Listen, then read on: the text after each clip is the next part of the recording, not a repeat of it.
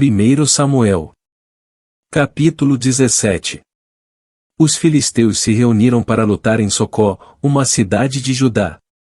Acamparam num lugar chamado Fronteira Sangrenta, entre Socó e Azeca. Saul e os israelitas se juntaram, acamparam no Vale do Carvalho e se prepararam para lutar contra os filisteus. Os filisteus pararam no monte que ficava de um lado do vale, e os israelitas ficaram no monte do outro lado. Um homem chamado Golias, da cidade de Gate, saiu do acampamento filisteu para desafiar os israelitas.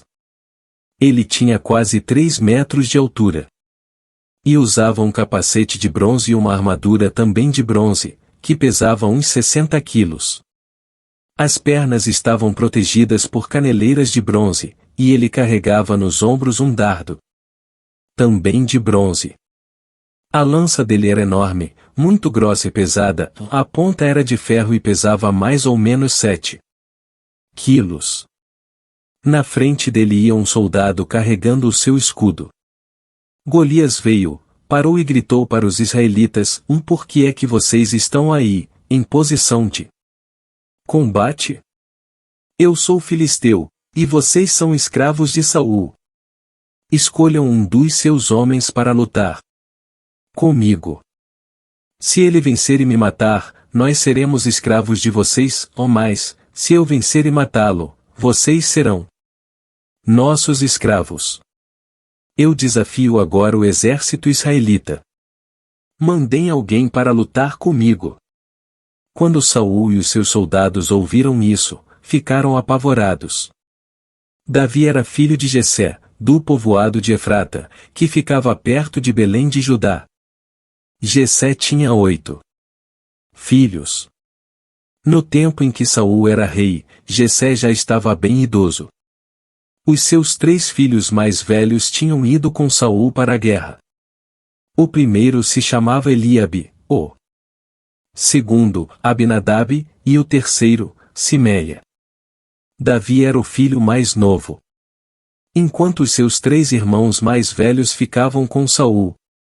Davi ia ao acampamento de Saul e voltava a Belém para tomar conta das ovelhas do seu pai. Durante 40 dias Golias desafiou os israelitas todas as manhãs e todas as tardes. Um dia Jessé disse a Davi: Pegue 10 quilos de trigo torrado e estes 10 pães e vá depressa levar para os seus irmãos no acampamento. Leve também estes 10 queijos ao comandante. Veja como os seus irmãos estão passando e traga uma prova de que você os viu e de que eles estão bem. Os seus irmãos, o rei Saul e todos os outros soldados israelitas estão no Vale do Carvalho, lutando contra os filisteus. Na manhã seguinte Davi se levantou cedo, deixou alguém encarregado das ovelhas, pegou os mantimentos e foi, como Jessé havia mandado. Ele chegou ao acampamento justamente na hora em que os israelitas, soltando o seu grito de guerra, estavam saindo a fim de se alinhar para a batalha. O exército dos filisteus e o exército dos israelitas tomaram posição de combate, um de frente para o outro. Davi deixou as coisas com o oficial encarregado da bagagem e correu para a frente de batalha. Chegou perto dos seus irmãos e perguntou se estavam bem. Enquanto Davi estava falando com eles, Golias avançou e desafiou os israelitas, como já havia feito antes. E Davi escutou. Quando os israelitas viram Golias, fugiram apavorados. Eles diziam: olhem para ele. Escutem o seu desafio. Quem matar esse filisteu receberá uma grande recompensa, e o rei lhe dará muitas riquezas, lhe dará sua filha em casamento, e a família do seu pai nunca mais vai ter de pagar nenhum imposto. Então Davi perguntou aos soldados que estavam perto dele: do que ganhará o homem que matar esse filisteu e livrar Israel desta vergonha? Afinal de contas, quem é esse filisteu pagão para desafiar o exército do Deus vivo? Aí eles lhe contaram o que ganharia quem matasse Golias. Eliabe, o irmão mais velho de Davi, ouviu-o conversando com os soldados. Então ficou zangado e disse: "O que é que você está fazendo aqui? Quem é que está tomando conta das suas ovelhas no deserto? Seu convencido. Você veio aqui só para ver a batalha. O que foi que eu fiz agora?" perguntou Davi. "Será que não posso nem fazer uma pergunta?" Então Davi fez a mesma pergunta a outro soldado. E ouviu a mesma resposta. Alguns soldados ouviram o que Davi tinha dito e contaram a Saul. Então ele mandou chamar Davi. Davi chegou e disse a Saul: "Meu senhor, ninguém deve ficar com medo desse filisteu. Eu vou lutar contra ele." Mas Saul respondeu: "Você não pode lutar contra esse filisteu. Você não passa de um rapazinho. E ele tem sido soldado a vida inteira." "Meu senhor", disse Davi, "eu tomo conta das ovelhas do meu pai. Quando um leão ou um urso carrega uma ovelha, eu vou atrás dele, ataco e tomo a ovelha. Se o leão ou o urso me ataca, eu o agarro pelo pescoço e o golpeio até matá-lo. Tenho matado leões e ursos e vou fazer o mesmo com esse filisteu pagão, que desafiou o exército do Deus vivo. O Senhor Deus me salvou dos leões e dos ursos e me salvará também desse filisteu." "Pois bem", respondeu Saul, "vá, e que o Senhor Deus esteja com você." Então deu a sua própria armadura para Davi usar. Pôs um capacete de bronze na cabeça dele e lhe deu uma couraça para vestir. Davi prendeu a espada de Saul num cinto sobre a armadura e tentou andar. Mas não conseguiu. Porque não estava acostumado a usar essas coisas. Aí disse a Saul: "Não consigo andar com tudo isto, pois não estou acostumado." Então Davi tirou tudo. Pegou o seu bastão, escolheu 5 pedras lisas no ribeirão e pôs na sua sacola. Pegou também a sua funda e saiu para enfrentar Golias. Golias, o filisteu, começou a caminhar na direção de Davi. O ajudante que carregava as suas armas ia na frente. Quando chegou perto de Davi, Golias olhou bem para ele e começou a caçoar porque Davi não passava de um rapaz bonito e de boa aparência. Aí disse a Davi: "Para que é esse bastão? Você pensa que eu sou algum cachorro?" Em seguida, rogou a maldição dos seus deuses sobre Davi. E o desafiou, dizendo: "Venha, que eu darei o seu corpo para as aves e os animais comerem." Davi respondeu: "Você vem contra mim com espada, lança e dardo. Mas eu vou contra você em nome do Senhor Todo-Poderoso, o Deus dos exércitos israelitas, que você desafiou. Hoje mesmo o Senhor Deus entregará você nas minhas mãos, e eu o vencerei e cortarei a sua cabeça. E darei os corpos dos soldados filisteus para as aves e os animais comerem. Então o mundo inteiro saberá que o povo de Israel tem um Deus. E todos aqui verão que ele não precisa de espadas ou de lanças para salvar o seu povo. Ele é vitorioso na batalha e entregará todos vocês nas nossas mãos." Então Golias começou novamente a caminhar na direção de Davi, e Davi correu rápido na direção da linha de batalha dos filisteus, para lutar contra ele. Enfiou a mão na sua sacola, pegou uma pedra e com a funda atirou em Golias. A pedra entrou na testa de Golias, e ele caiu de cara no chão. 50-51 E então Davi correu, ficou de pé sobre Golias, tirou a espada dele da bainha e o matou, cortando com ela a cabeça dele. E assim Davi venceu Golias e o matou apenas com uma pedra. Quando os filisteus viram que o seu herói estava morto, fugiram. 50-51 E então Davi correu, ficou de pé sobre Golias, tirou a espada dele da bainha e o matou, cortando com ela a cabeça dele. E assim Davi venceu Golias e o matou apenas com uma pedra. Quando os filisteus viram que o seu herói estava morto, fugiram. Aí os soldados de Israel e de Judá correram atrás deles, gritando, e os perseguiram até a cidade de Gate e até os portões de Ecrom. Os filisteus caíram feridos pela estrada de Saraim, até Gate e Ecrom. Os israelitas voltaram da perseguição aos filisteus e levaram as coisas do acampamento deles. Davi pegou a cabeça de Golias e a levou para Jerusalém.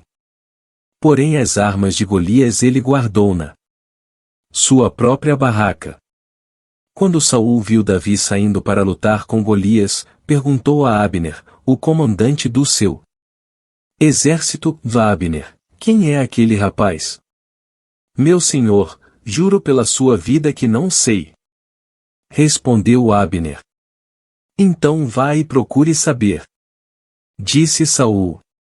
Assim, quando Davi voltou para o acampamento, depois de matar Golias, Abner o levou a Saul. Davi ainda estava carregando a cabeça de Golias. Saul perguntou: Rapaz, quem é você? Sou filho do seu criado Jessé, da cidade de Belém. Respondeu Davi. 1 Samuel. Capítulo 18. Saul e Davi terminaram a sua conversa. Jonatas, filho de Saul, começou a sentir uma profunda amizade por Davi e veio a amá-lo como a si mesmo. Daquele dia em diante Saul levou Davi para sua casa e não deixou que voltasse para a casa do seu pai. Jonatas e Davi fizeram um juramento de amizade, pois Jonatas tinha grande amor por Davi. Ele tirou a capa que estava usando e a deu a Davi. Deu também a sua túnica militar, a espada, o arco e o cinto. Davi saiu-se bem em todos os lugares aonde Saul o enviou. Então Saul o promoveu a comandante do seu exército. E isso agradou a todo o exército, inclusive aos outros oficiais. Quando os soldados estavam voltando para casa depois de Davi ter matado Golias, as mulheres de todas as cidades de Israel saíram para encontrar o rei Saul. Elas cantavam canções alegres. Dançavam e tocavam pandeiro e lira. Alegravam-se e cantavam assim: Saul matou 1000, o Davi matou 10.000. E Saul não gostou disso. Ficou muito zangado e disse: Para mim as mulheres deram 1000, mas para Davi deram 10.000. A única coisa que está faltando agora é ele ser rei. E desse dia em diante Saul começou a ter ciúme de Davi e a desconfiar dele. No dia seguinte, um espírito mal-mandado por Deus dominou Saul, e ele começou a agir como louco dentro de casa. Davi estava tocando lira, como fazia todos os dias, e Saul estava segurando uma lança. Então Saul pensou assim: vou espetar Davi na parede. E atirou a lança contra ele, 2 vezes. Porém nas 2 vezes Davi se desviou. O Senhor estava com Davi e havia abandonado Saul, por isso, Saul tinha medo de Davi. Então Saul o afastou de si, pondo-o como oficial comandante de 1000 homens. Davi comandava os seus soldados na batalha. E tudo o que fazia dava certo, pois o Senhor estava com ele. Saul viu o sucesso de Davi e ficou ainda com mais medo dele. Mas em Israel e em Judá todos amavam Davi porque ele era um líder corajoso. Então Saul disse a Davi: Aqui está Merabe, a minha filha mais velha. Eu a darei em casamento a você, com a condição de que você me sirva como soldado valente e fiel e lute nas batalhas de Deus, o Senhor. Saul pensava que desta maneira os filisteus matariam Davi e assim não teria ele mesmo de fazer isso. Davi respondeu: Quem sou eu, e quem é a minha família em Israel para que eu seja genro do rei? Mas, Quando chegou a época de Merabe ser dada em casamento a Davi, ela foi dada a um homem chamado Adriel, da cidade de Meolá. Porém Mical, a outra filha de Saul, apaixonou-se por Davi. E, quando Saul soube disso, ficou contente. Ele pensou: vou dar Mical em casamento a Davi, e ela servirá como uma armadilha para que ele seja morto pelos filisteus. Então, pela segunda vez, Saul disse a Davi: você será meu genro. Ele mandou que os seus oficiais conversassem em particular com Davi e dissessem a ele: o rei todos os oficiais gostam de você. Esta é uma boa ocasião para você casar com a filha dele. Então eles falaram com Davi, e ele respondeu: ser genro do rei é uma honra grande demais para uma pessoa pobre e sem valor como eu. Os oficiais contaram a Saul o que Davi tinha dito. E ele ordenou que dissessem o seguinte a Davi: tudo o que o rei quer de você em pagamento pela noiva são os prepúcios de 100 filisteus mortos, como vingança contra os inimigos dele. Saul tinha planejado isso porque assim Davi seria morto pelos filisteus. Os oficiais contaram a Davi o que Saul tinha dito, e ele ficou entusiasmado com a ideia de ser genro do rei. Antes do dia marcado para o casamento, Davi e os seus soldados foram e mataram 200 filisteus. Aí Davi levou ao rei os prepúcios dos filisteus mortos e os contou na presença dele, para que assim se tornasse seu genro.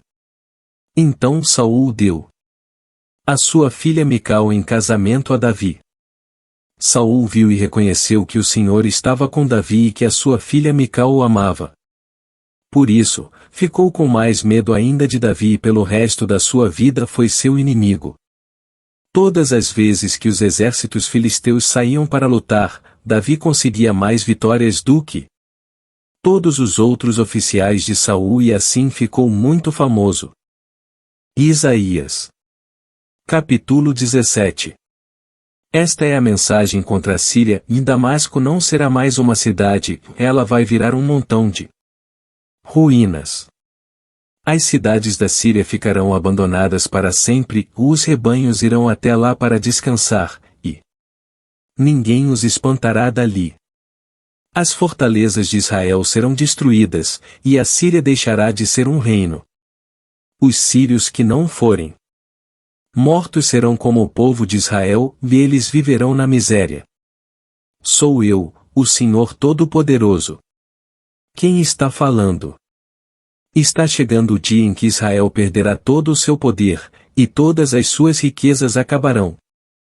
Naquele dia, o país ficará parecido com um campo depois que todo o trigo foi colhido ou como o vale dos gigantes depois de colhidas todas as espigas. Mais umas poucas pessoas ficarão vivas, e Israel será como uma oliveira depois da colheita. Depois que a oliveira é sacudida, ainda fica com 2 ou 3 azeitonas nos galhos mais altos ou umas 4 ou 5 nos galhos de baixo.